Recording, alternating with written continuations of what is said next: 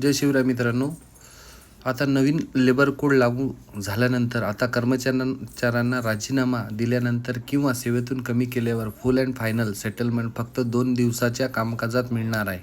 ही एक मोठी खुशखबर आहे आपल्या जे पण कामगार बंधू आहे आपले त्यांच्यासाठी. कारण अगोदर काय व्हायचं, जेव्हा आपण राजीनामा द्यायचो कंपनीमध्ये, IT कंपनीमध्ये म्हणा किंवा MIDCमध्ये म्हणा किंवा कोणत्याही क्षेत्रात म्हणा, तिथे नॉर्मल फुल अँड फायनल होण्यासाठी किमान 2 महिने लागायचे.